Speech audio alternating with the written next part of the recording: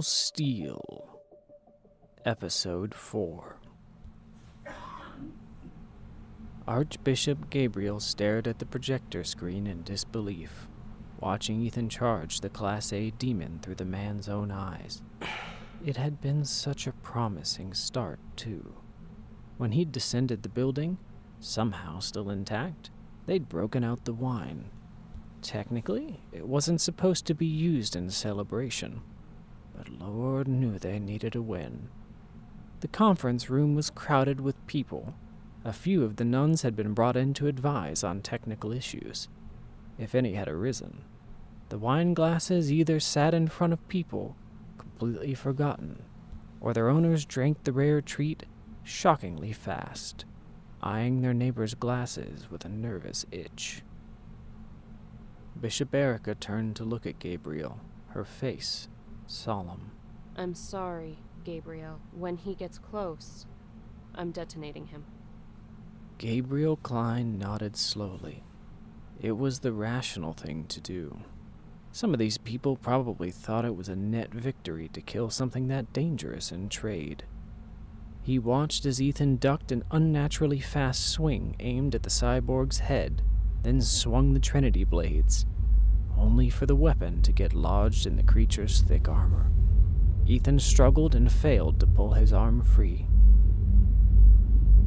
Erika flipped the clear plastic lid on the detonator. You should have a little faith, Erika. By the way, I resign my position. It seems proper to do that first. Erika glanced over at him, detonator still in hand. What? Then, Gabriel Cline stood up from his chair, brushed off his robes, and tackled her.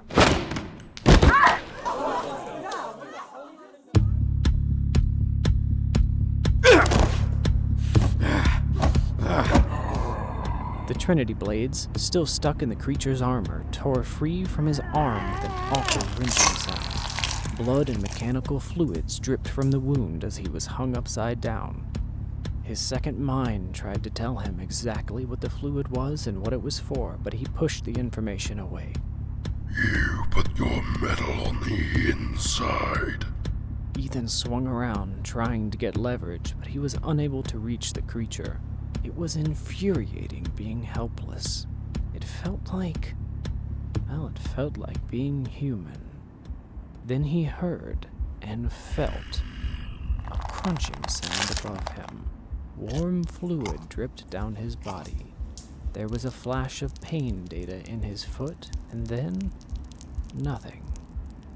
The demon snarled and spat something to the ground beside him. His foot. Ethan looked away, trying to stay focused on what looked like an increasingly futile battle. The demon's motion let Ethan swing to the side, and he caught a glimpse inside the church. He rewound the footage in his mind, and there he saw two things that changed everything. First, there were people in the church. The doors may have been destroyed, but there were faces peeking at him from behind the overturned pews. 17 people. And if there were 17, maybe there were more. Whoever those poor souls were outside, they weren't his makeshift congregation. The second thing he saw was the faint shimmer at the threshold of the church. A barrier of consecration. They believed in him. They were alive and they believed in him. 1,745 combat simulations completed. 1 victory. Chances of success 0.00057%. A smile appeared on Ethan's face. That's all I need. Hey, you still hungry? Why don't you have another bite? Ethan saw the demon's head turn to the side in a very human expression of curiosity. Then it lifted his other foot underneath the slab of dark armor that covered its face. Ethan scrolled through his mods and selected hydraulic heel with his mind. Waited for the moment the creature bit down, and 18.5 tons of force exploded the demon's face. The hand holding him went limp and Ethan fell to the ground. He lunged for its left leg and placed the tree-sized knee joint in the crook of his elbow. Then he engaged the neckcracker mod. A wedge of hardened steel welded directly to his endoskeleton ran along the inside of his bicep and forearm. It was very much like a hydraulic nutcracker. It may as well have been called the guillotine. Ethan turned on the hydraulics and the neckcracker strained against the demon's armor for a long moment. Then cold man-made steel crushed the joint and severed the monster's leg at the knee. The demon fell over and Ethan rolled out of the way. He arose and stumbled toward the church on one good leg, but stopped in the doorway, slumping against it. The sound of armor scraping on the concrete made him turn around.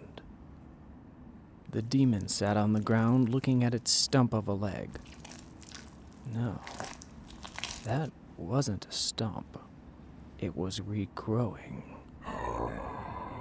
And its face, mostly an enormous sideways mouth filled with glowing orange molars, was healed. A moment later, the leg had healed and the demon stood up with casual grace for something so large. Ethan's tired mind noted that the armor had not regrown, however. Maybe he could use that. He could have, anyway, if he had anything left. Nothing but words left now. Sorry about your face. Didn't realize it was already messed up. Get out of my way, broken toy. No. You are already defeated. He could hide inside with the others. The consecrated building would protect him.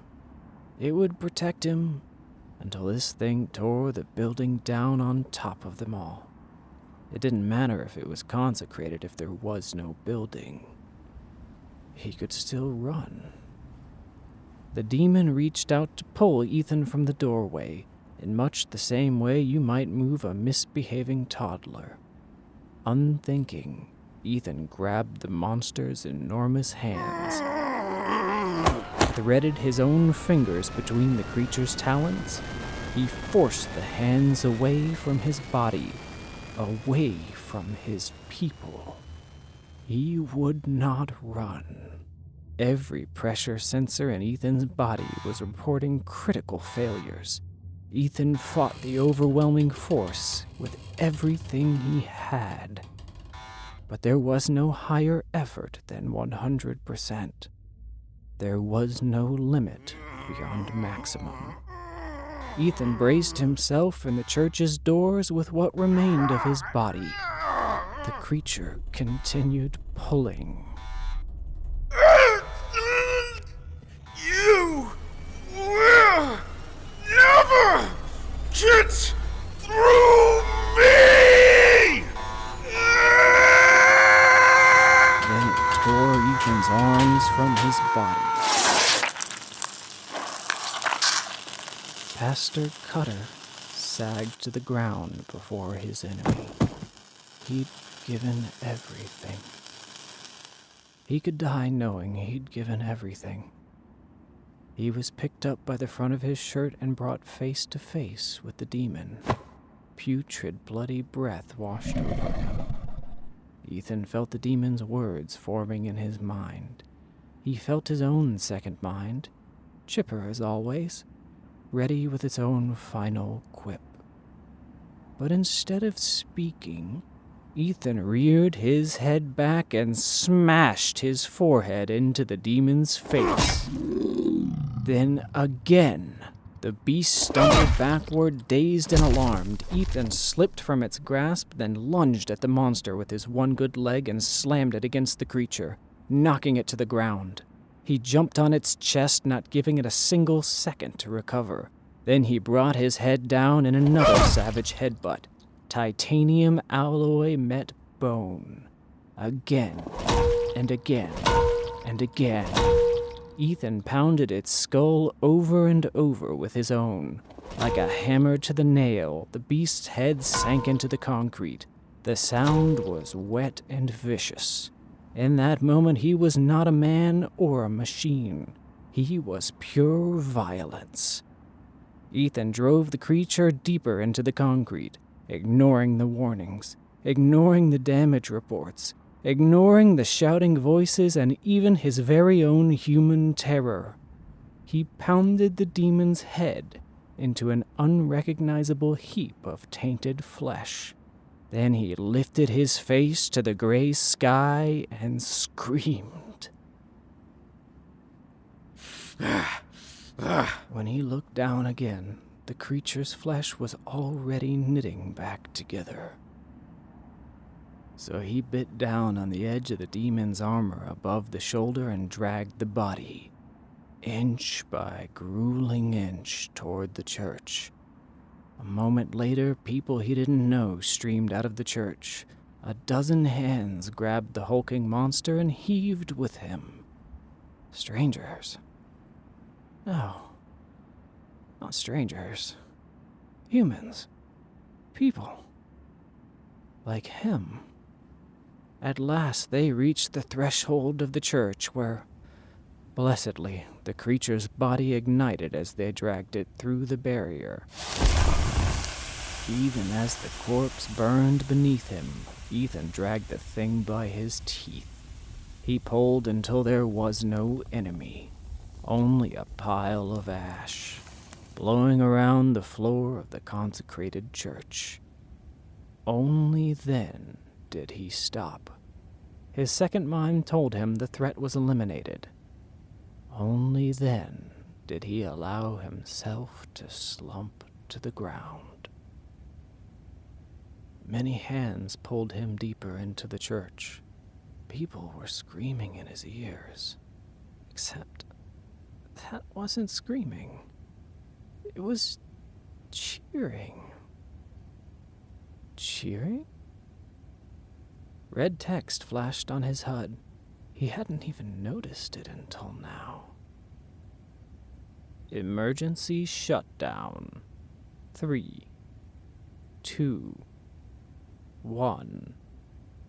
Then there was black, and shortly after that, nothing.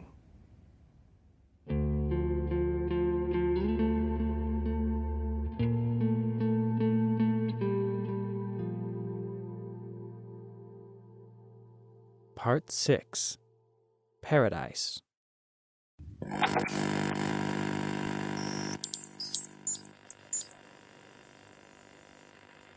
Ethan's mind turned on before he was truly awake. He had no body. Not yet. Text scrolled down his vision. He could read it, but couldn't turn around. There was nothing to turn. It was a diagnostic report. Biological status: severe cerebral hemorrhaging, stable, recoverable, 4 days. Frontal lobe damage, minor impedance, recoverable, 140 days. Left arm, missing, not recoverable. Right arm, missing, not recoverable. Left leg, foot missing, not recoverable. Right leg, nominal. Endoskeleton, multiple fractures, not recoverable. Other systems, severe damage, stable, not recoverable. Followed by a list of dozens of subsystems responsible for everything from digestion to circulation. Why was he seeing this? Electronic status, Hail Mary implant, minor damage, not recoverable. Followed by a list of hundreds of electronic systems. most of which were damaged or destroyed. The implant was damaged? That couldn't be good. As if in reply to the thought, another line of text scrolled into view. Estimated lifespan, 46 days. Proceed with boot sequence, Y/in. Then there was a flashing cursor. I don't understand. Are you asking me if I want to live? Proceed with boot sequence, Y/in. For reasons he found difficult to explain, Ethan hesitated. But there were still people counting on him. There was only one real answer. Yes.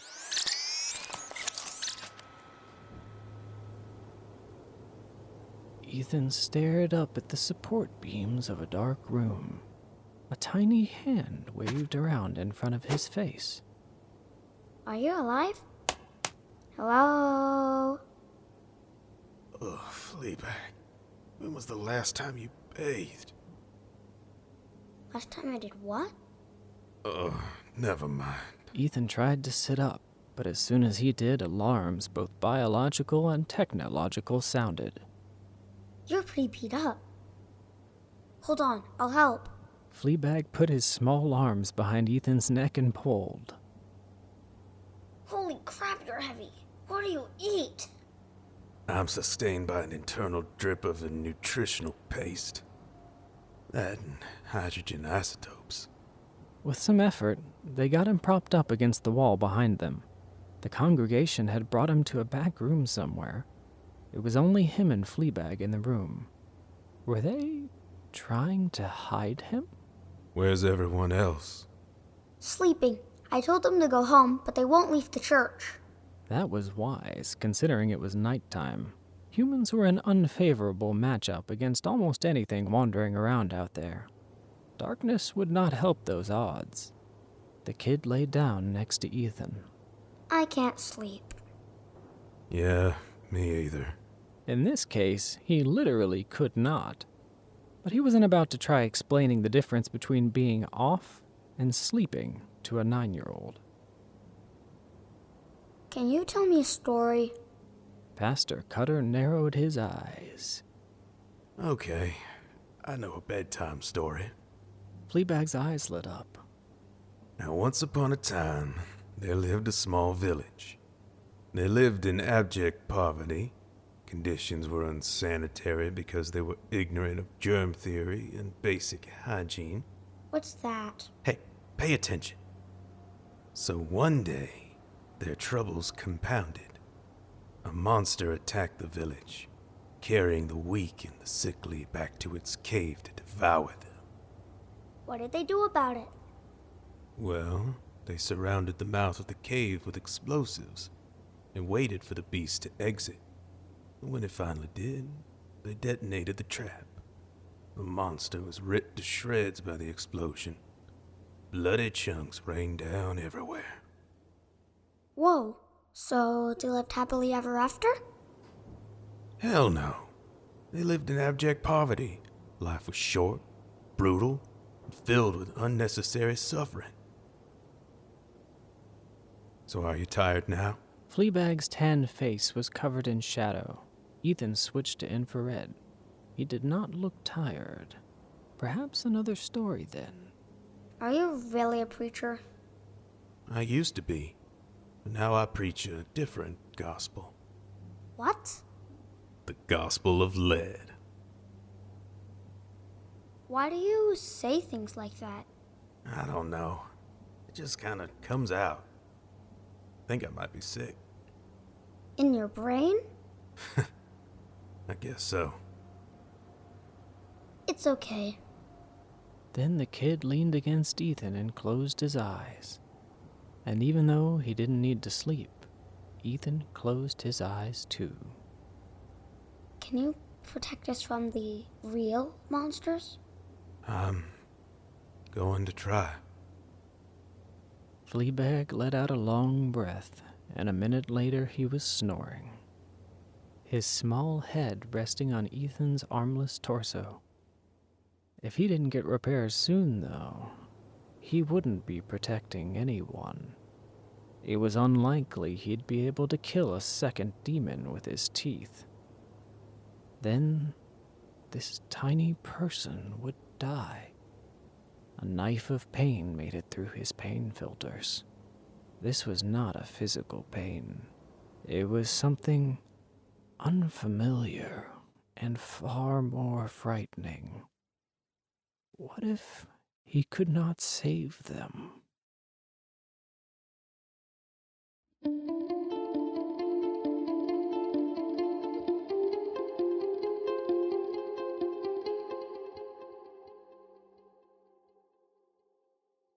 Sometime before dawn, Ethan stirred to the sound of a voice. Number 4? Number 4, can you hear me? He scanned the room, careful not to stir the sleeping Fleabag. There was no one in the room. It's Sister Fran. Coming from his mind, then. Great. That was the last place he needed more voices. Fran, this is Pastor Cutter. You're alive! Ha! I told you it would work. What is this? A radio. You have a receiver in your spine.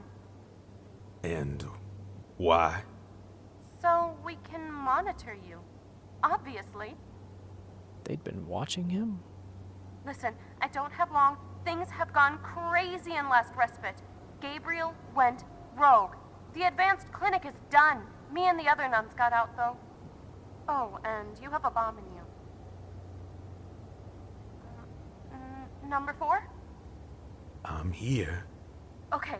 Whew. I thought she blew you up. Is that a risk? Yeah, for sure. That's why I'm sending you a patch. Erica can probably hear this, though. They know everything you're doing, even if they can't blow you up.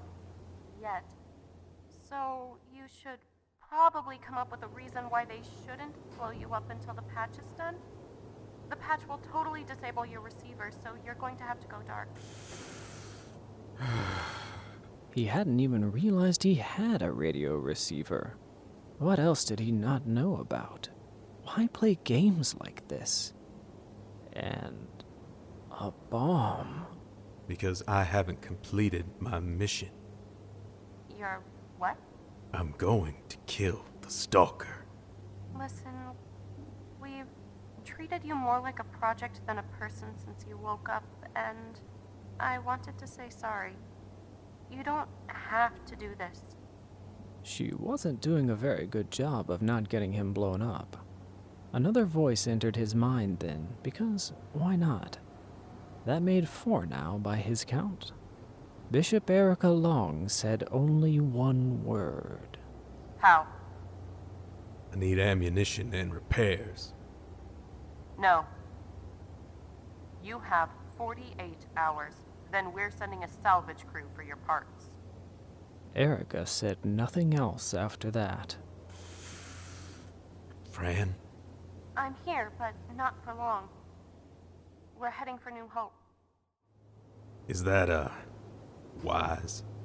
Probably not, but it's not like we can survive in the outskirts.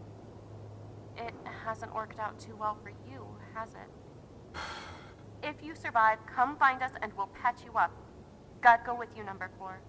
I mean, Ethan. You want to be called Ethan, right? That is my name. Right. Bye, Ethan. A moment later, an icon appeared in his HUD. Secure patch. Update. Y/in. Oh, hell yes. Permissions error. Admin approval required. You gotta be kidding me. And who are the admins? Hiro Saitama. Gabriel Cline. Wait, that's it? There were only 2 admins? And one of them was already dead. The other, from the sound of it, wasn't far from it. And what happens if I try to remove the bomb myself? Never mind that he didn't have any arms. The answer came back from his second mind immediately. Detonation. 48 hours to kill something nearly unkillable, with no arms and no weapons. He looked down at Fleabag, who was stirring awake. And, 9-year-olds notwithstanding, no allies. Sometimes the Lord giveth, and sometimes the Lord took you for all you were worth. Sure would be nice to have a little more of the former. Say, Fleabag, do you know any mechanics? The boy stood up, walked over to the side of the room, and began peeing against the wall. Oh, sure. I know a guy. He makes weapons for the king. And this person, can he be trusted? I don't know. Ethan sighed and leaned his head back against the wall. He looked up at the ceiling rafters, uncertain whether there was any divinity in that direction, or just termites. Then he muttered a prayer under his breath. God, if you're up there, you know I'm trying to go to bat for you. But I'm gonna need arms to swing it. A little help would be nice. Only silence answered. Well, that was how most prayers went. Ethan guessed there was only one way to find out if they were going to get answered. All right, take me to this weaponsmith. Fleabag turned around and grinned. And wash your hands, boy. Didn't you learn anything from my story?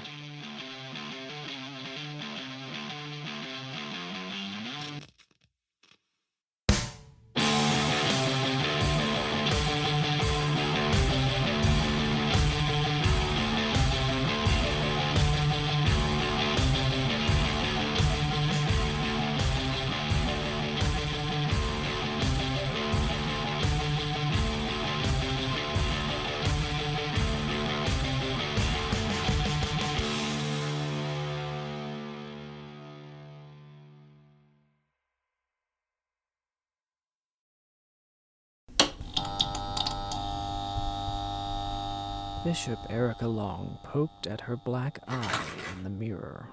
Seriously, Gabriel. Who had known the old man could throw a punch like that? He didn't really think she was going to detonate the cyborg at full power, did he? It was variable strength. In God's name, there were people in that church. She wasn't a monster.